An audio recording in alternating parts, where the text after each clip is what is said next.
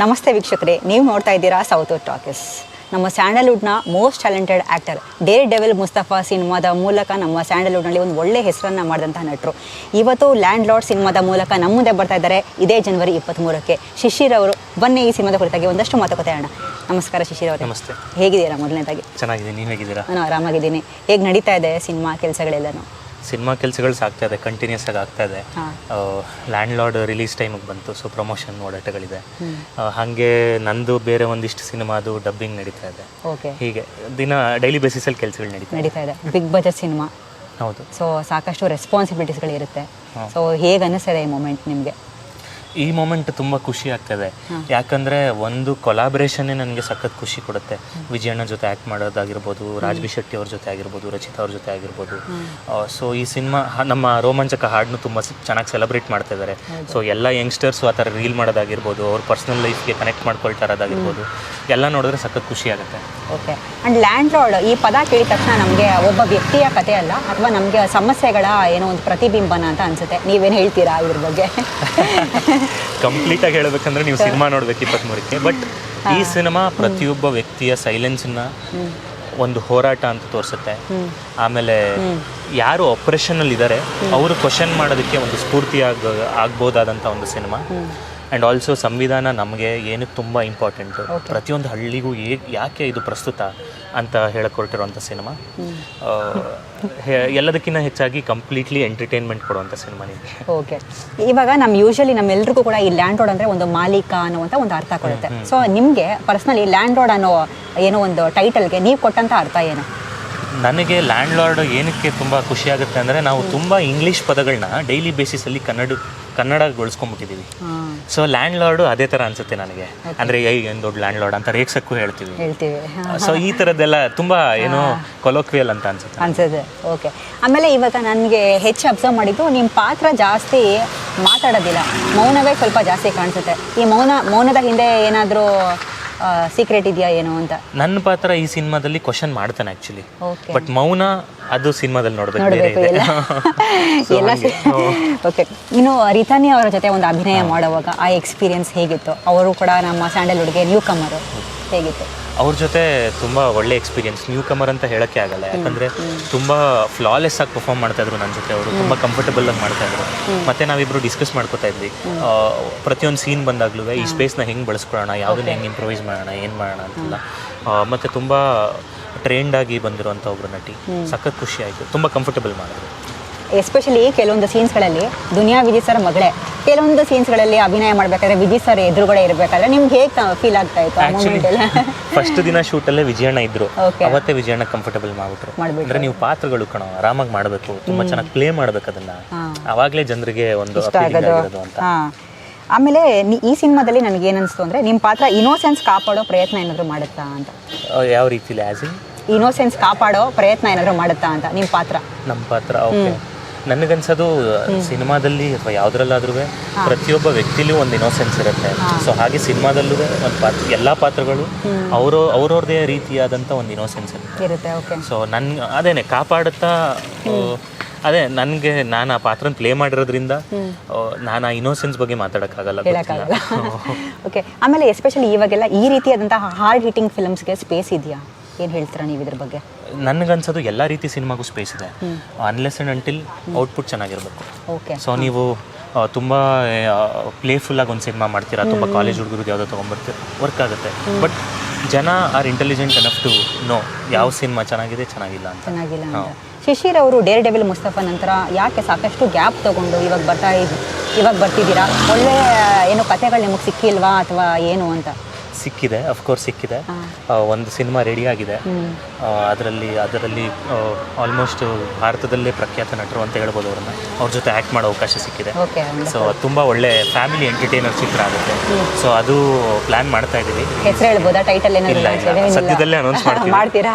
ಈ ಥರದ್ದು ಕೆಲಸಗಳಲ್ಲೇ ಬ್ಯುಸಿಯಾಗಿದ್ದೆ. ಅಂದರೆ ಒಳ್ಳೊಳ್ಳೆ ಸ್ಕ್ರಿಪ್ಟ್ಗಳು ಮತ್ತು ಹೊಸ ನಿರ್ದೇಶಕರನ್ನ, ರೈಟರ್ಸ್ನ ಹುಡುಕ್ತಾ ಇದ್ದೆ ನಾನೇ ಕೊಲಾಬ್ರೇಟ್ ಆಗೋದಕ್ಕೆ. ಈ ಥರದ ಕೆಲಸಗಳು ನಡೀತಾ ಇತ್ತು. ಸೊ ಇನ್ಮೇಲಿಂದ ಕಂಟಿನ್ಯೂಸ್ ಆಗಿ ಔಟ್ಪುಟ್ಗಳು ಬರುತ್ತೆ. ಲ್ಯಾಂಡ್ ಲಾರ್ಡು ಒಂದು ದೊಡ್ಡ ಅವಕಾಶ ಅಂತ ಹೇಳ್ಬೋದು. ಯಾಕಂದರೆ ನಮ್ಮದು ಡೇರ್ ಡೆವಿಲ್ ಮುಸ್ತಫಾ ಆದಮೇಲೆ ಆ್ಯಕ್ಚುಯಲ್ ಇಂಡಸ್ಟ್ರಿಯಿಂದ ಕಾಲ್ ಮಾಡಿ ಅವಕಾಶ ಕೊಟ್ಟಿದ್ದೆ ಈ ಸಿನಿಮಾ. ಸೊ ಇದು ಒಂದು ಒಳ್ಳೆ ಸಿನಿಮಾ ಆಗುತ್ತೆ ಅಂತ ನಮಗೆ. Because actually land lord cinema ನಾವು ಜಡೇಶ್ ಸರ್ ಬಗ್ಗೆ ಮಾತಾಡಲೇಬೇಕು. ಎಲ್ಲರೂ ಯೂಶಲಿ ಹೇಳ್ತಾ ಇರ್ತಾರೆ ಮೂರ್ತಿ ಚಿಕ್ಕದಾದ್ರೂ ಕೀರ್ತಿ ದೊಡ್ಡದು ಅನ್ನೋಂಥದ್ದು. ಸೊ ಜಡೇಶ್ ಸರ್ ಅವರ ವರ್ಕಿಂಗ್ ಸ್ಟೈಲು ನಮ್ಮ ಇಂಡಸ್ಟ್ರಿನಲ್ಲಿ ಸಾಕಷ್ಟು ಜನ ಮಾತಾಡ್ಕೊಳ್ತಾರೆ. ಅದ್ಭುತವಾದಂತಹ ಒಬ್ಬ ನಿರ್ದೇಶಕರು. ಹಾಗೆಯೇ ಇವಾಗ ಈ ಒಂದು ಸ್ಟಾರ್ ಕಾಸ್ಟ್ ನೋಡಿದ್ರೆ ಎಲ್ಲ ಅಂದರೆ ದುನಿಯಾ ವಿಜಯ್ ಸರ್ ಇರ್ಬೋದು, ರಾಜ್ ಬಿ ಶೆಟ್ಟಿ ಇರ್ಬೋದು, ಎಲ್ಲರೂ ಕೂಡ ಅಂದರೆ ಅಷ್ಟು ಇಂಟೆನ್ಸ್ ಆಗಿ ಅವರ ಒಂದು ಕ್ಯಾರೆಕ್ಟರ್ನ ಪ್ಲೇ ಮಾಡೋವಂಥದ್ದು. ನಿಮಗೆ ಹೇಗೆ ಅನ್ನಿಸು ಅವರೊಟ್ಟಿಗೆ ಎಲ್ಲ ಆ್ಯಕ್ಟ್ ಮಾಡಿ? ಫಸ್ಟು ಜಡೇಶ್ ಸರ್ ಬಗ್ಗೆ ಹೇಳಬೇಕು. ಏನಂದರೆ ಒಂದು ಅವರು ವರ್ಕ್ ಮಾಡೋ ರೀತಿ ನಂಗೆ ತುಂಬ ಇಷ್ಟ ಆಗುತ್ತೆ. ತುಂಬ ಆರಾಮಾಗಿ ವರ್ಕ್ ಮಾಡ್ತಾರೆ. ಆ ಸ್ಪೇಸ್, ಶೂಟಿಂಗ್ ಅನ್ನೋ ಸ್ಪೇಸನ್ನ ಕೇಯೋಟಿಕ್ ಮಾಡೋದೇ ಇಲ್ಲ ಅವರು. ತುಂಬ ಚೆನ್ನಾಗಿ ವರ್ಕ್ ಮಾಡ್ತಾರೆ. ಪ್ಲಸ್ ಇನ್ನೊಂದೇನು ಅಂದರೆ ಅವರು ಸೀನ್ನ ಕೊರಿಯೋಗ್ರಾಫ್ ಮಾಡೋ ರೀತಿ ಮತ್ತು ಅವ್ರ ಬರವಣಿಗೆ ಶೈಲಿ. ಯಾಕಂದರೆ ಅವರಿಗೆ ಒಂದಿಷ್ಟು ಏನೋ ಕಾಟೇರ ಅವರೇ ಬರೆದಿದ್ದು, ಹಾಗೆ ಅವ್ರದ್ದು ಜೆಂಟಲ್ಮೆನ್ನು, ಗುರು ಶಿಷ್ಯರು, ಅದೆಲ್ಲ ನಂಗೆ ತುಂಬ ಇಷ್ಟ ಅವ್ರ ವರ್ಕು. ಲ್ಯಾಂಡ್ ಲಾರ್ಡಲ್ಲೂ ತುಂಬ ಚೆನ್ನಾಗಿ ಒಂದಿಷ್ಟು ಅಂದರೆ ಇವಾಗ ಒಂದಿಷ್ಟು ಡೈಲಾಗ್ಸಲ್ಲಿ ಇವಾಗ ಏನೋ ಹೇಳೋದಿರುತ್ತೆ, ಅದನ್ನು ತುಂಬ ಎಷ್ಟು ಈಸಿಯಾಗಿ ವಿಜುವಲ್ ಮೀಡಿಯಮ್ಗೆ ತೊಗೊಂಬರ್ಬೋದು ಅದನ್ನು ಅನ್ನೋದ್ರ ಬಗ್ಗೆ ಆಗಿರ್ಬೋದು. ಅವ್ರು ವರ್ಕ್ ಮಾಡೋ ರೀತಿ ತುಂಬ ಇಷ್ಟ ನನಗೆ ಆ ಥರ ವಿಷಯಗಳಲ್ಲಿ. ಓಕೆ. ಆಮೇಲೆ ನಿಮಗೆ ಅವರು ಅಂದರೆ ಏನೋ ಫಾರ್ ಎಕ್ಸಾಂಪಲ್ ಇಂಪ್ರೊವೈಸೇಷನ್ಗೆಲ್ಲ ಅವ್ರು ಅವಕಾಶ ಕೊಡ್ತಿದ್ರು. ನಾನೇನಾದ್ರು ಇದು ಮಾಡ್ತೀನಿ ಅಂದ್ರು ಮತ್ತೆ ಮಾಡೋಣ ಅಂತ ತಗೊಂಡು. ನಿಮ್ಮ ಮೋಸ್ಟ್ ಫೇವ್ರೆಟ್ ಸೀನ್ ಯಾವುದು ಈ ಸಿನಿಮಾದಲ್ಲಿ? ಅಂದರೆ ಮೋಸ್ಟ್ ಫೇವ್ರೆಟ್ ಪೋರ್ಷನ್ ಎಲ್ಲ ಸೀನ್ಸು ಇಷ್ಟ ನನಗೆ. ಎಲ್ಲ ಸೀನ್ಸು? ಹೌದು, ಪ್ರತಿಯೊಂದು ಸೀನು ಇಷ್ಟ. ಪ್ರತಿಯೊಂದು ಸೀನು. ಮತ್ತೆ ಇವಾಗ ನಿಮಗೆ ಹಾಗೇನೆ ದುನಿಯಾ ವಿಜಯ್ ಸರ್ ಏನಾದರೂ ಮಧ್ಯದಲ್ಲಿ ಕಾನ್ಫ್ಲಿಕ್ಟ್ ಆಗುವಂಥದ್ದು ಈ ರೀತಿ ಏನಾದರೂ? ಜನವರಿ 23 ಎಲ್ಲೂ ಏನಾದರೂ ಒಂದು ಪ್ರಶ್ನೆ ಕೇಳಿದ್ರೆ ರಿವೀಲ್ ಮಾಡ್ತೀರಿ ಅಂತ ನೋಡ್ತಾ ಇದ್ದೆ. ಆಮೇಲೆ ಈ ಡೈರೆಕ್ಟರ್ ನಿಮ್ಮ ಪಾತ್ರವನ್ನು ಎಕ್ಸ್ಪ್ಲೇನ್ ಮಾಡುವಾಗ ಯಾವ ಮಾತು ನಿಮಗೆ ಮನಸ್ಸಿನಲ್ಲಿ ಉಳೀತು ಅಂತ ಈ ಸಿನಿಮಾದ ಕತೆ ಹೇಳ್ಬೇಕಾದ್ರೆ ಯಾವ ಮಾತು? ನನ್ನ ಪಾತ್ರದ ಬಗ್ಗೆನಾ? ಹೌದು. ನನಗೆ ಅದೇನೆ ಒಂದು ಹೇಳಬೇಕಾದ್ರೆ ಈ ಹುಡುಗ ಸುಮ್ಮನಿರಲ್ಲ ಅನ್ಯಾಯ ನೋಡ್ಕೊಂಡು ಅಂತಂದ್ರು. ಆ ಒಂದು ಎಲಿಮೆಂಟ್ ತುಂಬ ಇಷ್ಟ ಆಯಿತು. ಓಕೆ. ಮತ್ತು ಶಿಶಿರ್ ಅವರೇ, ಪ್ರಸ್ತುತ ನಮ್ಮ ಇಂಡಸ್ಟ್ರಿ ಬಗ್ಗೆ ಅಂದರೆ ಸಾಕಷ್ಟು ಜನ ಪಾಪ ಅಂದರೆ ಒಳ್ಳೊಳ್ಳೆ ನಿರ್ದೇಶಕರು ತುಂಬ ಕಷ್ಟಪಟ್ಟು ಸಿನಿಮಾಗಳನ್ನ ಮಾಡ್ತಾ ಇರ್ತಾರೆ. ನಿರ್ಮಾಪಕರು ಕೂಡ ಅಷ್ಟೇ ದುಡ್ಡನ್ನು ಹಾಕಿರ್ತಾರೆ. ಬಟ್ ಆದರೂ ಕೂಡ ಎಲ್ಲೋ ಒಂದು ಕಡೆ ಆ ಸಿನಿಮಾಗಳು ಅಂದ್ಕೊಂಡಾಗಿ ಗೆಲ್ತಾ ಇಲ್ಲ. ಇದ್ರ ಬಗ್ಗೆ ನಿಮ್ಮ ಒಪಿನಿಯನ್ ಏನು ಅಂತ? ಅಂದರೆ ಒಂದು ಸಿನಿಮಾಗೆ ಅದು ಗೆಲ್ಲೋದಕ್ಕೆ ಮತ್ತು ಪ್ರೇಕ್ಷಕರ ಅಪ್ರಿಸಿಯೇಷನ್ ಬರೋದಕ್ಕೆ ತುಂಬ ಫ್ಯಾಕ್ಟರ್ಸ್ಗಳು ಮ್ಯಾಟ್ರ್ ಆಗುತ್ತೆ. ಅಂದರೆ ಮಾರ್ಕೆಟಿಂಗ್ ಆಗಿರ್ಬೋದು, ಪ್ರೀ ಪ್ರೊಡಕ್ಷನ್ ವರ್ಕ್ ಆಗಿರ್ಬೋದು, ಆ್ಯಸ್ ಇನ್ ರೈಟಿಂಗು, ಆಮೇಲೆ ಒಂದು ಸಾಲಿಡ್ ತಂಡ ಕಟ್ಕೊಳ್ಳೋದಾಗಿರ್ಬೋದು, ಅಥವಾ ನಮ್ಮ ಯುವಜನತೆಗೆ ಏನು ಇಷ್ಟ ಅನ್ನೋದ್ರ ಬಗ್ಗೆ. ಸೊ ಎಲ್ಲದೂ ಆಗುತ್ತೆ. ಹಣ ಅಂದರೆ ಸಿನಿಮಾಗೆ ಬೇಕಾಗಿರುವಂಥ ಒಂದು ಹಣ, ಮತ್ತು ಆ್ಯಕ್ಟರ್ಸು, ಆಮೇಲೆ ನಿರ್ದೇಶಕರು, ಎಲ್ಲದೂ. ಸೊ ಈ ಎಲ್ಲ ವಿಷಯಗಳು ಕೂಡಿ ಬರಬೇಕು. ಅವಾಗ ಮಾತ್ರ ಒಂದು ಸಿನಿಮಾ ಗೆಲ್ಲೋದು. ಮತ್ತು ತುಂಬ ಒಳ್ಳೆ ಔಟ್ಪುಟ್ ಬಂದಾಗ ಜನ ಗೆಲ್ಸಿದ್ದಾರೆ. ಅದು ಪ್ರೂವ್ ಆಗಿದೆ, over the period of time prove ಆಗಿದೆ. ಸೊ ಹಾಗಾಗಿ ತುಂಬ ಒಳ್ಳೆ ಸಿನಿಮಾಗಳು ಕಂಟಿನ್ಯೂಸ್ ಆಗಿ ನಮ್ಮ ಜನತೆಗೆ ಕೊಡಬೇಕು ನಾವು. ಆವಾಗ ಸಿನಿಮಾ ನೋಡೋ ಕಲ್ಚರು ಹೋಗ್ಬಿಟ್ಟಿದೆ ಅಂತೆಲ್ಲ ಹೇಳ್ತಾರೆ, ಅದು ಹೋಗಿಲ್ಲ, ಅದಿದೆ ಇನ್ನೂ. ಬಟ್ ಕಂಟಿನ್ಯೂಸ್ ಆಗಿ ಒಳ್ಳೊಳ್ಳೆ ಸಿನಿಮಾಗಳು ಬರಬೇಕು. ಇವಾಗ ಆ ಪ್ರಯತ್ನಗಳು ನಡೀತಾ ಇದೆ, ಬರ್ತಾ ಇದೆ. ಇನ್ನೂ ಜಾಸ್ತಿ ಬಂದಷ್ಟು ಈ ಒಂದು ಟಾಕ್ ಹೋಗುತ್ತೆ ಅಷ್ಟೇ. ಯಾಕೆಂದರೆ ಇವಾಗ ನಮ್ಮ ಇಂಡಸ್ಟ್ರಿಯಲ್ಲಿ ಸಾಕಷ್ಟು ಜನ ಹೇಳ್ತಾ ಇದ್ದಾರೆ ಕಾಂಟೆಂಟ್ ಓರಿಯೆಂಟೆಡ್ ಸಿನಿಮಾಗಳು ಹೆಚ್ಚಾಗಿ ಅಂದರೆ ಜನ ಇಷ್ಟಪಡ್ತಾ ಇದ್ದಾರೆ. ಬಟ್ ಎಲ್ಲೋ ಒಂದು ಕಡೆ ಪ್ರೆಸೆಂಟೇಷನ್ ಅವರು ಎಕ್ಸಿಕ್ಯೂಟ್ ಮಾಡೋದ್ರಲ್ಲಿ ಫೇಲ್ ಆಗ್ತಾ ಇದ್ದಾರೆ ಅಂತ ಹೇಳ್ತಿದ್ದಾರೆ. ಇದನ್ನು ನೀವೇನು ಹೇಳ್ತೀರಾ ಇದ್ರ ಬಗ್ಗೆ? ಪ್ರೆಸೆಂಟೇಷನ್ ಆ್ಯಸ್ ಇನ್ ಯಾವ ಥರ ಕೇಳಿ ನೀವು? ಪ್ರೆಸೆಂಟೇಷನ್ ಅಂದರೆ ಒಂದು ಕಂಟೆಂಟ್ ಇದನ್ನು ಪ್ರೆಸೆಂಟ್ ಮಾಡೋ ರೀತಿನಲ್ಲಿ ಎಲ್ಲೋ ಫೇಲ್ ಆಗ್ತಿದೆ. ಕಂಟೆಂಟ್ ತುಂಬ ಚೆನ್ನಾಗಿ ಮಾಡ್ಕೊಂಡಿರ್ತಾರೆ, ಎಕ್ಸಿಕ್ಯೂಟ್ ಮಾಡೋ ಲೆವೆಲ್ನಲ್ಲೇ ಫೇಲ್ ಆಗ್ತಾ ಇದ್ದಾರೆ. ಅದಕ್ಕೆ ಸಿನಿಮಾಗಳಿಗೆ ಜನ ಬರ್ತಿಲ್ಲ ಅನ್ನುವಂಥ ಒಂದು ಟಾಕ್ಸ್ ಆಗ್ತಿದೆ. ಇದ್ರ ಬಗ್ಗೆ ನಿಮ್ಮ? ಅದೇ ನಾನು ಮುಂಚೆ ಹೇಳ್ದಂಗೆ ಪ್ರತಿಯೊಂದು ಇಂಪಾರ್ಟೆಂಟ್ ಆಗುತ್ತೆ. ಇವಾಗ ರೈಟಿಂಗ್ ಚೆನ್ನಾಗಿದ್ರೆ ಸಿನಿಮಾನ ಎಷ್ಟು ಚೆನ್ನಾಗಿ ಸೆಲ್ ಮಾಡ್ತೀವಿ ಅದು ತುಂಬ ಚೆನ್ನಾಗಿರ್ಬೇಕು. ಅವಾಗ ಮಾತ್ರ ಒಂದು ಸಿನಿಮಾನ ಗೆಲ್ಲಿಸ್ಕೊಳಕ್ಕಾಗಲ್ಲ. ಸೊ ನಾವೆಲ್ಲರೂ ಡೈಲಿ ಬೇಸಿಸಲ್ಲಿ ಅದ್ರ ಮೇಲೇ ವರ್ಕ್ ಮಾಡ್ತಿರ್ತೀವಿ. ಅಂದರೆ ರೈಟಿಂಗ್ ಮೇಲೆ ಆಗಿರ್ಬೋದು, ಅಥವಾ ಜನರಿಗೆ ಹೆಂಗೆ ತಲುಪಿಸ್ಬೇಕು ಈ ಸಿನಿಮಾನ ಅನ್ನೋದ್ರ ಬಗ್ಗೆ ಆಗಿರ್ಬೋದು, ಅಥವಾ ಪರ್ಸ್ನಲಿ ಆ್ಯಕ್ಟಿಂಗ್ ಮೇಲೆ ಆಗಿರ್ಬೋದು. ಸೊ ಡೈಲಿ ಬೇಸಿಸಲ್ಲಿ ವರ್ಕ್ ಮಾಡ್ತಾ ಇರ್ತೀವಿ ನಾವು. ಸೊ ಹಾಗಾಗಿ ಏನೋ ಅದ್ರ ಮೇಲೆ ವರ್ಕ್ ಮಾಡ್ತಾ ಜನರಿಗೆ ಕಂಟಿನ್ಯೂಸ್ ಆಗಿ ಕೇಟರ್ ಮಾಡ್ತಾ ಇದ್ರೆ ವರ್ಕ್ ಆಗುತ್ತೆ ಅಂತ ನನಗನ್ಸುತ್ತೆ. ಅಂದರೆ ನಾವು ಕೂಡ ಅದ್ರ ಮೇಲೆ ಅಪ್ಡೇಟ್ ಆಗಿ ವರ್ಕ್ ಮಾಡ್ತಾ ಇರಬೇಕು. ಡೈಲಿ ಬೇಸಿಸಲ್ಲಿ ವರ್ಕ್ ಮಾಡ್ತಾ ಇರಬೇಕು. ಹೆಂಗೆ ಕ್ರಿಕೆಟರ್ಸ್ ಪ್ರಾಕ್ಟೀಸ್ ಡೈಲಿ ಮಾಡ್ತಿರ್ತಾರೆ. ಸೇಮ್ ಒಳ್ಳೆ ಎಕ್ಸಾಂಪಲ್ ಕೊಟ್ರಿ ನೀವು. ಹೆಂಗೆ ಕ್ರಿಕೆಟರ್ಸ್ ಡೈಲಿ ಒಂದು ಸ್ಟ್ರೋಕ್ನ ಇನ್ನೂ ಎಷ್ಟು ಚೆನ್ನಾಗಿ ನಾನು ಆಡ್ಬೋದು ಅಂತ ಅನ್ಕೊಂತಾ ಇರ್ತಾರೆ. ಆ್ಯಕ್ಟ್ರಿಗೂ ಅಷ್ಟೇ, ಅವ್ನ ಪರ್ಫಾರ್ಮೆನ್ಸ್ನ ಅಥವಾ ಅವ್ನು ಯೋಚನೆ ಮಾಡೋ ರೀತಿನ, ಅವ್ನ ಸೀನ್ನ ಇಂಟರ್ಪ್ರೇಟ್ ಮಾಡೋ ರೀತಿನ ಎಷ್ಟು ಚೆನ್ನಾಗಿ ಮಾಡ್ಕೋಬೇಕು ಅಂತ ಪ್ರತಿದಿನನೂ ಹೊಸ ಕಲಿಕೆ ಆಗ್ತಾನೆ ಇರುತ್ತೆ. ಈ ಸಿನಿಮಾದಲ್ಲಿ ತುಂಬ ಕ್ರೂರವಾದಂತಹ ವ್ಯಕ್ತಿ ಯಾರು?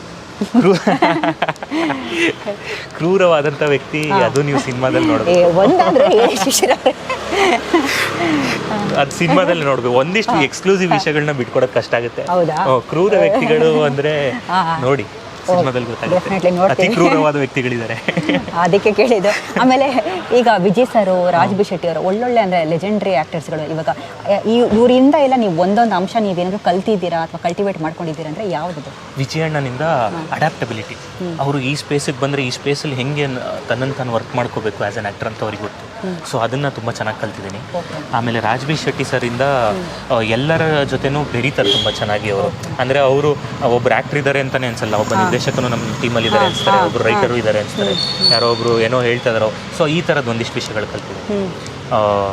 ಪ್ಲಸ್ ವಿಜಯಣ್ಣನಿಂದ ಒಂದಿಷ್ಟು ರೈಟಿಂಗ್ ಇನ್ಪುಟ್ಸ್, ಅಂದರೆ ಅವ್ರು ನಿರ್ದೇಶನ ಮಾಡ್ಬೇಕಾದ್ರೆ ಯಾವ ರೀತಿ ನೋಡ್ತಾರೆ ಒಂದೊಂದು ಸೀನ್ನ, ಈ ಥರದ್ದೆಲ್ಲ ಅವ್ರು ಡಿಸ್ಕಸ್ ಮಾಡ್ತಿದ್ರು. ಮತ್ತು ನಿನ್ನನ್ನು ಹೆಂಗೆ ಪಿಚ್ ಮಾಡ್ಕೋಬೇಕು ನೀನು ಅನ್ನೋದ್ರ ಬಗ್ಗೆ ಹೇಳ್ತಾ ಇದ್ರು. ಸೊ ಈ ಥರದ್ದೆಲ್ಲ ಕಲ್ತಿದ್ದೀನಿ. ರಚಿತಾ ರಾಮ್ ಅವರಿಂದ ಅವರ ಪ್ರೆಸೆನ್ಸ್, ಅವ್ರನ್ನ ಅವ್ರು ಹೆಂಗೆ ಕ್ಯಾರಿ ಮಾಡ್ತಾರೆ ಅನ್ನೋದನ್ನು ನಾನು ಅಬ್ಸರ್ವ್ ಮಾಡ್ತಿದ್ದೆ. ತುಂಬ ಚೆನ್ನಾಗಿ ಕ್ಯಾರಿ ಮಾಡ್ತಾರೆ. ವಂಡರ್ಫುಲ್. ಆಮೇಲೆ ಡೇರ್ ಡೆವಿಲ್ ಮುಸ್ತಫಾ ಈ ಸಿನಿಮಾದ ನಂತರ ಇಂಥ ಗ್ರೌಂಡೆಡ್ ಪಾತ್ರ ಆಯ್ಕೆ ಮಾಡ್ಕೊಳ್ಳೋದು ನಿಮಗೆ ಈಸಿ ಆಗಿತ್ತಾ ಅಂತ? ಗ್ರೌಂಡೆಡ್ ಪಾತ್ರ ಆಯ್ಕೆ ಮಾಡ್ಕೊಳ್ಳೋದು ಈಸಿ? ಡೇರ್ ಡೆವಿಲ್ ಮುಸ್ತಫಾದಲ್ಲ, ಡೇರ್ ಡೆವಿಲ್ ಮುಸ್ತಫಾ ಸಿನಿಮಾ ನಂತರ ಇವಾಗ ಗ್ರೌಂಡೆಡ್ ಪಾತ್ರ ಈ ಸಿನಿಮಾದಲ್ಲಿ ನಿಮ್ಗೆ ಆಯ್ಕೆ ಮಾಡ್ಕೊಳ್ಳೋದು ಈಸಿ ಆಯ್ತಾ ಅಂತ? ಅಂದರೆ ಒಂದು ಕೊಲಾಬ್ರೇಷನ್, ಇಂಥ ದಿಗ್ಗಜ ನಟರ ಜೊತೆ ನಡ್ಸೋದೇ ತುಂಬ ಒಳ್ಳೆ ಅವಕಾಶ. ಸೊ ಅದೇ ಮೇನ್ ಕಾರಣ. ಆಮೇಲೆ ಜಡೇಶ್ ಸರ್. ಪ್ಲಸ್ ಇನ್ನೊಂದೇನು ಅಂದರೆ ಈ ಪಾತ್ರ ಗ್ರೌಂಡೆಡ್ಡು ಅಲ್ಲೋ ಅನ್ನೋದಕ್ಕಿಂತ ಸಿನಿಮಾ ಸ್ಕ್ರಿಪ್ಟಲ್ಲಿ ತುಂಬ ಒಂದು ಚೆನ್ನಾಗಿ ಇಂಪ್ಯಾಕ್ಟ್ ಮಾಡುತ್ತೆ ಕಥೆಯಲ್ಲಿ. ಸೊ ಹಾಗಾಗಿ ತುಂಬ ಇಂಟ್ರೆಸ್ಟ್ ಕ್ರಿಯೇಟ್ ಆಯಿತು ನನಗೂ ಪಾತ್ರ ಮಾಡೋಕ್ಕೆ. ಪ್ಲಸ್ ಆ್ಯಸ್ ಎನ್ ಆ್ಯಕ್ಟರ್ ನನಗೂ ಪ್ಲೇ ಮಾಡ್ಬೋದು ಚೆನ್ನಾಗಿ ಕ್ಯಾರೆಕ್ಟರ್ನ ಅನಿಸ್ತು. ನಿಮ್ಮ ಏನಾದರೂ ಶೇಡ್ಸ್ಗಳಿದೆಯಾ ನಿಮ್ಮ ಕ್ಯಾರೆಕ್ಟರ್ನಲ್ಲಿ, ಅಂದರೆ ನಿಮ್ಮ ಪಾತ್ರದಲ್ಲಿ? ಇದೆ 2-3 ಶೇಡ್. ಅಂದರೆ ಆ ಪಾತ್ರ ಒಂದಿಷ್ಟು ಬೇರೆ ಬೇರೆ ರೀತಿ ಫ್ಲಕ್ಚುಯೇಟ್ ಆಗ್ತಾನೆ, ತುಂಬ ಅಲ್ಲ, ಬಟ್ ಆ ಒಂದು ಪಾತ್ರದ ಮಿತಿಯಲ್ಲೇ ಆಗ್ತಾನೆ. ಓಕೆ. ಆಮೇಲೆ ನಿಮಗೆ ಮೋಸ್ಟ್ ಚಾಲೆಂಜಿಂಗ್ ಆಗಿದ್ದು ಯಾವುದು? ಅಂದರೆ ಡೈಲಾಗ್ ಕಡಿಮೆ, ಎಕ್ಸ್ಪ್ರೆಷನ್ಸ್ ಜಾಸ್ತಿ. ಸೊ ಚಾಲೆಂಜಿಂಗ್ ಅಂತ ಅನಿಸಿದ ಮೊಮೆಂಟ್ ಯಾವುದು? ನನಗೆ ಆ ಥರ ಏನು ಚಾಲೆಂಜಿಂಗ್ ಅನಿಸಿಲ್ಲ. ಒಂದು ಅನಿಸಿದ್ದೇನು ಅಂದರೆ ನನಗೆ ಕೋಲಾರ ಸ್ಲ್ಯಾಂಗ್ ಅಷ್ಟು ಬರ್ತಿರ್ಲಿಲ್ಲ, ಗೊತ್ತಿರಲಿಲ್ಲ. ಅದನ್ನು ಒಂಚೂರು ಅಡಾಪ್ಟ್ ಮಾಡ್ಕೊಳ್ಳೋದಕ್ಕೆ ನಾನು ವರ್ಕ್ ಮಾಡಿಕೊಂಡೆ. ಒಂದಿಷ್ಟು ಪುಸ್ತಕಗಳು ಓದೋದು, ಮತ್ತು ವಿಜಯಣ್ಣನ ಕೇಳ್ತಾ ಇದ್ದೆ. ಆಮೇಲೆ ಮಂಜು ಅಂತ ಒಬ್ಬರು ಇದ್ದಾರೆ ಡೈರೆಕ್ಷನ್ ಟೀಮಲ್ಲಿ, ಅವರು ಒಂದಿಷ್ಟು ಇಂಪುಟ್ಸ್ ಕೊಡ್ತಾಯಿದ್ರು. ಈ ಥರ ಒಂದಿಷ್ಟು ಅದನ್ನು ಒಳಗೂಡು ಇದು ಮಾಡ್ಕೊಳ್ಳೋದಕ್ಕೆ ಹೆಲ್ಪ್ ಆಯಿತು Kolar slang.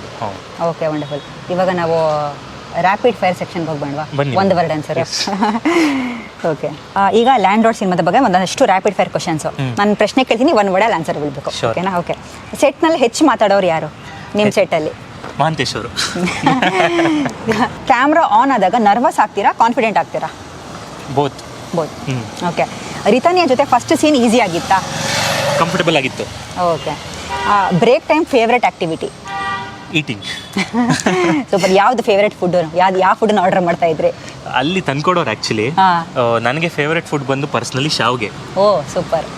Okay. Serious scene ಮಧ್ಯೆ ನಗೋದು ಕಷ್ಟ ಆದಂಥ ಕ್ಷಣ? ಆ್ಯಕ್ಟ್ ಮಾಡ್ಬೇಕಾರೆ ಆ್ಯಕ್ಟ್ ಮಾಡ್ಬೇಕಾದ್ರೆ ಸೀರಿಯಸ್ ಸೀನ್ ಮಧ್ಯೆ ನಗೋ ಕಷ್ಟವಾದ ಕ್ಷಣ? ನಗೋದು ಕಷ್ಟ. ಒಂದು ಸೀನ್ ಇದೆ ಇಂಟರ್ವಲಲ್ಲಿ, ಅದಕ್ಕೆ ಫುಲ್ಲು ಒಂದಿಷ್ಟು ಇದೆಲ್ಲ ಇದೆ, ಒಂದಿಷ್ಟು ಮೇಕಪ್ ಆ ಥರದ್ದೆಲ್ಲ ಇದೆ. ಅವಾಗ ಮಾತಾಡೋಕ್ಕೆ ಕಷ್ಟ ಆಗ್ತದೆ. ಓಕೆ. ಡೈರೆಕ್ಟರ್ ಕಟ್ ಲೇಟ್ ಹೇಳ್ತಾರಾ? ಕಟ್ ಅಂತ ಲೇಟ್ ಹೇಳ್ತಾರಾ ಹೇಗೆ ಅಂತ? ನೀವೆಲ್ಲ ರೆಡಿಯಾಗಿ ಅವಾಗ ಲೇಟಾಗಿ ಹೇಳ್ತಾರಾ ಏನು? ಕಟ್ಟ ಅವ್ರು ನೋಡ್ತಾರೆ ಹೆಂಗೆ ಕ್ಯಾರಿ ಆಗ್ತಾಯಿದೆ ಸೀನ್ ಅಂತ, ಅದ್ರ ಮೇಲೆ. ಓಕೆ. ಆಮೇಲೆ ಡೈಲಾಗ್ ರಿಮೆಂಬರ್ ಮಾಡೋದು ಈಸಿನಾ? ರಿಮೆಂಬರ್ ಮಾಡ್ತಾ ಇರಲಿಲ್ಲ, ಅರ್ಥ ಮಾಡ್ಕೊಂಡ್ಬಿಡ್ತಾ ಇದ್ದೆ. ಅದೇ ಆಚೀಚೆ ಡೈಲಾಗ್ ಹೇಳೋದು. ಓಕೆ. ಆಮೇಲೆ ಒಂದು ಸೀನು ಯು ಎಂಜಾಯ್ಡ್ ದ ಮೋಸ್ಟ್ ಈ ಸಿನಿಮಾದಲ್ಲಿ? ಈ ಸಿನಿಮಾದಲ್ಲ, ಒಂದು ಪೆನ್ ಕೊಡೋಕ್ಕೆ ಬರೋದಿದೆ ರಿತನ್ಯ ಅವರಿಗೆ. ಓಕೆ. ಓಕೆ. ಆಮೇಲೆ one scene that scared you? Scared me ಯಾವುದಿಲ್ಲ. ಯಾವುದು? ಓಕೆ. ಆಮೇಲೆ ಸೆಟ್ನಲ್ಲಿ ಪಂಚಲ್ ಯಾರು? ಟೈಮು ಕರೆಕ್ಟಾಗಿ ಬರೋರು? Direction team. ಆ್ಯಕ್ಟರ್ಸ್ನಲ್ಲಿ ವಿಜಯಣ್ಣ, ರಾಜ್ ಬಿ ಶೆಟ್ಟಿ ಅವರು, ರಚಿತಾ ಅವರು, ಎಲ್ಲರೂ. ವಂಡರ್ಫುಲ್. ಆ್ಯಕ್ಟಿಂಗ್ ಆರ್ ಅಬ್ಸರ್ವಿಂಗ್ ನಿಮ್ಗೆ ಯಾವುದು ಇಷ್ಟ? ಬೋತ್. ಎರಡಕ್ಕೂ ಬೇಕು. ಅಬ್ಸರ್ವಿಂಗ್ ಬೇಕು, ಆ್ಯಕ್ಟಿಂಗ್ ಎರಡು ಬೇಕು. ರಿತನ್ಯ ಒನ್ ವರ್ಡ್ನಲ್ಲಿ ಹೇಳಬೇಕು ಅಂದರೆ? Natural. Super. Duniya Vijay sir? ಶ್ರಮ, hard work. Raj B Shetty? Friendly. Rachita Ram? Presence. Achyut Kumar? Experienced. Sharath Lohithaswa? ಅವ್ರ ಜೊತೆ ನಾನು ವರ್ಕ್ ಮಾಡಿಲ್ಲ, ಅಂದರೆ ನಂದಿರಲಿಲ್ಲ. Gopalakrishna Deshpande? Oh super friendly. Umashree? Oh legend. Wonderful. Retake ಅಂದರೆ ಎಕ್ಸೈಟ್ ಆಗ್ತೀರಾ ಇಲ್ಲ ಬೋರ್ ಆಗ್ತೀರಾ? ಎರಡೂ ಆಗುತ್ತೆ. ಎರಡೂ ಆಗುತ್ತೆ. ನನಗೇನೋ ಪರ್ಫಾರ್ಮೆನ್ಸ್ ಒಂದಿಷ್ಟು ನಾನು ತಗೊಂಬರಕ್ಕಾಗಿರ್ಲಿಲ್ಲ ಅನ್ನೋದು ಎಕ್ಸೈಟ್ ಆಗ್ತೀನಿ. ಒಂದು ಯಾವುದೋ ಸಕ್ಕದಾಗಿ ಕೊಟ್ಟಿದ್ದು ಮತ್ತೆ ರೀಟೇಕ್ ಆದಾಗ ಮತ್ತಿದನ್ನು ತಗೊಂಬರ್ಬೋದು ಅನ್ನೋ ಥರ ಆಗುತ್ತೆ. ಅನ್ನೋ ಥರ ಆಗುತ್ತೆ. ಓಕೆ. ಆಮೇಲೆ ಈ ಸಿನಿಮಾ ಲೌಡಾ ಸೈಲೆಂಟಾ? ಎರಡೂ ಅಂದರೆ ಎರಡೂ ಬೇರೆ ಬೇರೆ ಪರ್ಸ್ಪೆಕ್ಟಿವಲ್ಲಿದೆ. ಓಕೆ. ಲೌಡು ಎಂಟರ್ಟೈನಿಂಗ್ ವೇನಲ್ಲಿ, ಸೈಲೆನ್ಸು ಒಂದು ಹೋರಾಟ. ಒಳಗಿನ ಹೋರಾಟ. ಹೌದು. ಸೂಪರ್. ಆಮೇಲೆ ಆಡಿಯನ್ಸ್ ಕ್ಲಾಪ್ ಬೇಕಾ ಅಥವಾ ಸೈಲೆನ್ಸ್ ಬೇಕಾ? ಇದು ಟ್ರಿಕ್ಕಿ ಕ್ವಶನ್ ನೀವು ಕೇಳಿದ್ದು. ಒಳಗಿನ ಒಂದು ಸೈಲೆನ್ಸಲ್ಲಿ ಕ್ಲಾಪ್ ಬೇಕು. ಒಳಗಿನ ಒಂದು ಸೈಲೆನ್ಸ್, ಇದು tricky answer. One thing you learn from this film. Okay. ಅದೇ every film is a new learning. ಈ ಫಿಲಮಲ್ಲಿ ಎಷ್ಟು ಕ್ವಿಕ್ ಆಗಿರಬೇಕು ಅನ್ನೋದು ಗೊತ್ತಾಯಿತು. ಓಕೆ. ನೆಕ್ಸ್ಟ್ ರೋಲ್ ಇಂಟೆನ್ಸಾ ಅಥವಾ ಫನ್ನಾ? ಎರಡೂ ಇದೆ, ಇಂಟೆನ್ಸ್ ಆ್ಯಂಡ್ ಫನ್. ಫೈನಲಿ ಇವಾಗ ಲ್ಯಾಂಡ್ ಲಾರ್ಡ್ ಸಿನಿಮಾ ನಿಮ್ಮ ಕೆರಿಯರ್ನಲ್ಲಿ ಯಾವ ರೀತಿ ಗುರುತನ್ನು ಉಳಿಸ್ಬೇಕು ಅಂತ ನೀವು ಇಷ್ಟಪಡ್ತೀರಾ? ಅದೇ ನನ್ನ ಒಬ್ಬ ಒಳ್ಳೆ ನಟನಾಗಿ ರಿಸೀವ್ ಮಾಡಿದ್ದಾರೆ. ಹಾಗೆ ಇದರಲ್ಲೂ ಒಂದು ವಿಭಿನ್ನವಾದ ಪಾತ್ರ ಮಾಡಿದ್ದೀನಿ. ಸೊ ನಾವೆಲ್ಲ ವರ್ಕ್ ಮಾಡೋದು ಆಡಿಯನ್ಸ್ ವ್ಯಾಲಿಡೇಷನ್ಗೆ. ಅಂದರೆ ನಾನು ಯಾವುದೋ ಒಂದು ಪಾತ್ರ ಕಟ್ಕೊಟ್ಟಿದ್ದೀನಿ ಮಾಡಿದ್ದೀನಿ ಅಂದರೆ ಆಡಿಯನ್ಸ್ ನನ್ನ ಎಷ್ಟು ಇಷ್ಟಪಡ್ತಾರೆ ಅದರಲ್ಲಿ ಅಂತ ವೆಯ್ಟ್ ಮಾಡ್ತಿರ್ತೀನಿ ಕ್ಯೂರಿಯಾಸಿಟಿ ಆಗಿ ಒಬ್ಬ ನಟನಾಗಿ. ಸೊ ಆ ವ್ಯಾಲಿಡೇಷನ್ ಸಿಕ್ಕರೆ ಅಷ್ಟೇ ಸಾಕು ನನಗೆ. ಅಷ್ಟೇ ಸಂತೋಷ ಆಗುತ್ತೆ. ಆಡಿಯನ್ಸ್ ನಿಮ್ಮ ಪಾತ್ರವನ್ನು ಟ್ರಸ್ಟ್ ಮಾಡಬೇಕು ಅನ್ನೋದು ನಿಮ್ಮ ಆಶಯನ? ಹಾಂ, ಡೆಫಿನೆಟ್ಲಿ ಅದೇನೆ. ನಾನು ಯಾವುದೇ ಫಿಲ್ಮ್ ಆದ್ರೂ ನಾವೆಲ್ಲ ವರ್ಕ್ ಮಾಡೋದೇ ಅಪ್ರಿಸಿಯೇಷನ್ಗೆ, ಆಡಿಯನ್ಸಿಂದ. ಚೆನ್ನಾಗಿ ಮಾಡಿದ್ಯಾ ಅಂತ ಬೆನ್ ತಟ್ಬಿಟ್ರೆ ಸಾಕು. ಹೌದೌದು. ಸೊ ಹಾಗೆ ಆ ಥರದ್ದು ಒಂದಿಷ್ಟು ಖುಷಿ ಆಗುತ್ತೆ. ಮತ್ತು ಲ್ಯಾಂಡ್ ಲಾರ್ಡಲ್ಲಿ ವಿಭಿನ್ನವಾಗಿ ಬಂದಿದೆ ನನ್ನ ಪಾತ್ರ. ಸೂಪರ್. ಐ ಹೋಪ್ ಹೆಂಗೆ ಜನ ರಿಸೀವ್ ಮಾಡ್ತಾರೆ. ಆಬ್ವಿಯಸ್ಲಿ ಚೆನ್ನಾಗೇ ಮಾಡ್ತಾರೆ. ಇನ್ನು 23ಕ್ಕೆ ಬರ್ತಾ ಇದ್ದೀರಾ, ಜಾಸ್ತಿ ದಿನಾನೂ ಇಲ್ಲ. ಫೈನಲಿ ಆಡಿಯನ್ಸು ನಿಮ್ಮ ಸಿನಿಮಾವನ್ನು ಬಂದು ಥಿಯೇಟ್ರ್ನಲ್ಲಿ ನೋಡಬೇಕು ಅಂದರೆ ಯಾಕೆ ನೋಡಬೇಕು ಹೇಳಿಬಿಡಿ. ಆಬ್ವಿಯಸ್ಲಿ ತುಂಬ ಎಂಟರ್ಟೈನಿಂಗ್ ಚಿತ್ರ, ಪ್ರತಿಯೊಬ್ಬರಿಗೂ ಇಷ್ಟ ಆಗುವಂಥ ಚಿತ್ರ. ಅಂದರೆ ರೈತನಿಂದ ಹಿಡಿದು ಕಾರ್ಪೊರೇಟಲ್ಲಿ ವರ್ಕ್ ಮಾಡೋರಿಂದ ಹಿಡಿದು ರಂಗಭೂಮಿ ಕಲಾವಿದರಿಂದ ಹಿಡಿದು ಟೀಚರಿಂದ ಹಿಡಿದು ಪ್ರತಿಯೊಬ್ಬರಿಗೂ ವರ್ಕ್ ಆಗುವಂಥ, ಪಾಸ್ ಆಗುವಂಥ ಸಿನಿಮಾ. ಓಕೆ. ಆಮೇಲೆ ಎಲ್ಲ ತಾರಾಗಣ ಬೇರೆ ಬೇರೆ ರೀತಿಲಿ ಕಾಣಿಸ್ಕೊಂಡಿದ್ದಾರೆ. ಅದು ಒಂದು USP ಸಿನಿಮಾ ಅದು. ಆಮೇಲೆ ಜಡೇಶ್ ಸರ್ ರೈಟಿಂಗು ತುಂಬ ಚೆನ್ನಾಗಿದೆ. ನಾವೆಲ್ಲರೂ ಚೆನ್ನಾಗಿ ಆ್ಯಕ್ಟ್ ಮಾಡಿದ್ದೀವಿ. ನೋಡಿ, thank you so much Shishir ಅವರೇ. ಆ್ಯಕ್ಚುಲಿ ತುಂಬ ಸಂತೋಷ ಆಯಿತು ನಿಮ್ಮ ಒಟ್ಟಿಗೆ ಮಾತಾಡಿ. ಲ್ಯಾಂಡ್ ಲಾರ್ಡ್ ಸಿನಿಮಾ ನಿಮಗೊಂದು ಒಳ್ಳೆ ಹೆಸರು ತಂದುಕೊಡಲಿ, ಇನ್ನಷ್ಟು ಒಳ್ಳೊಳ್ಳೆ ಸಿನಿಮಾ ಮೂಲಕ ನಮ್ಮ ಇಂಡಸ್ಟ್ರಿಗೆ ಬರ್ತೀರಿ ಅಂತ ಹೇಳ್ತೀನಿ. Thank you so much. Thank you so much. So ನೋಡಿದ್ರಲ್ಲ ವೀಕ್ಷಕರೇ, ಇದಾಗಿದ್ದು ಶಿಶಿರ್ ಅವರ ಮಾತುಗಳು. ಲ್ಯಾಂಡ್ ಲಾರ್ಡ್ ಸಿನಿಮಾ ಇದೇ ಜನವರಿ 23ಕ್ಕೆ ರಿಲೀಸ್ ಆಗ್ತಾಯಿದೆ. ನಾವೆಲ್ಲರೂ ಈ ಸಿನಿಮಾವನ್ನು ಥಿಯೇಟ್ರಿಗೆ ಹೋಗಿ ನೋಡೋಣ, ಕನ್ನಡ ಸಿನಿಮಾಗಳನ್ನ ಬೆಳೆಸೋಣ.